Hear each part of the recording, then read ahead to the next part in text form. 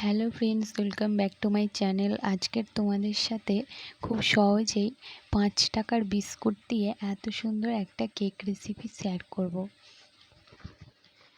Cake বানানোর জন্য এখানে আমি 5 প্যাকেট হ্যাপি হ্যাপি বিস্কুট নিয়েছি।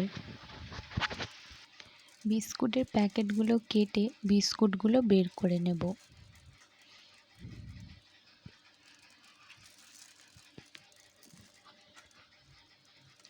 সব বিস্কুটগুলো বের করে নিয়েছি। এবার ছোট ছোট করে ভেঙে নিচ্ছি।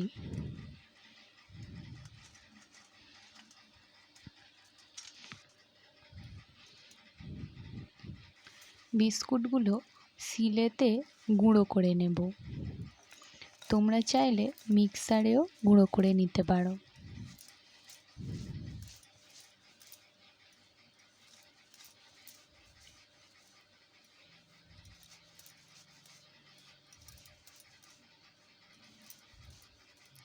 বিস্কুটগুলো গুঁড়ো করে নিয়েছি। এবারে বিস্কুট গুঁড়োর মধ্যে 1 কাপের মতো ময়দা নিয়ে নিলাম। একটা চালুনি দিয়ে ময়দাটা চেলে নিচ্ছি।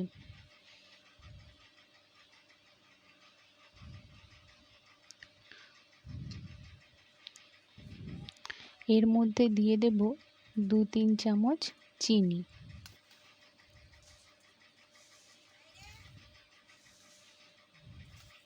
চিনিটা তোমরা গুঁড়ো করেও নিতে পারো।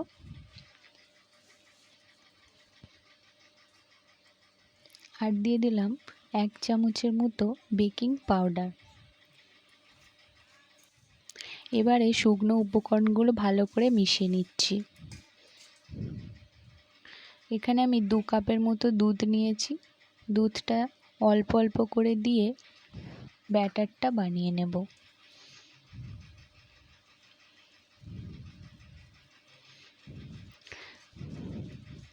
খুব অল্প অল্প করে দুধ দিয়ে ব্যাটারটা বানিয়ে নিয়েছি। খুব মোটাও নয়, খুব পাতলাও নয়, খুব সুন্দর এইরকম একটা ব্যাটার তৈরি করে নিয়েছি। কেকের বাটিটার মধ্যে তেল বুলিয়ে 1 চামচ ময়দা দিয়ে ভালো করে কোট করে নিয়েছি। এরপর এর মধ্যে ব্যাটারটা ঢেলে দেব।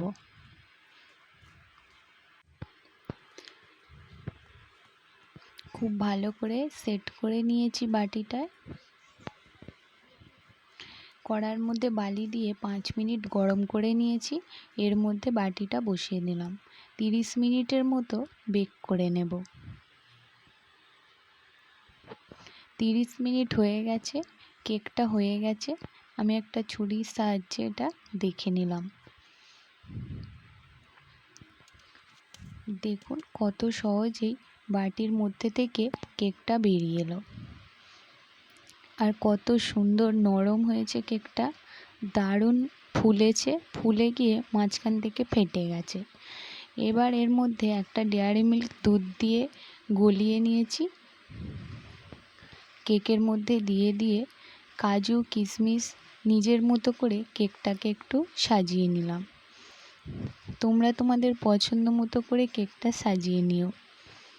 আর আমার কেকটা সাজানো কেমন হয়েছে সেটা অবশ্যই কমেন্ট করে জানিও। এবার আমি কেকটা আপনাদেরকে কেটে দেখাচ্ছি।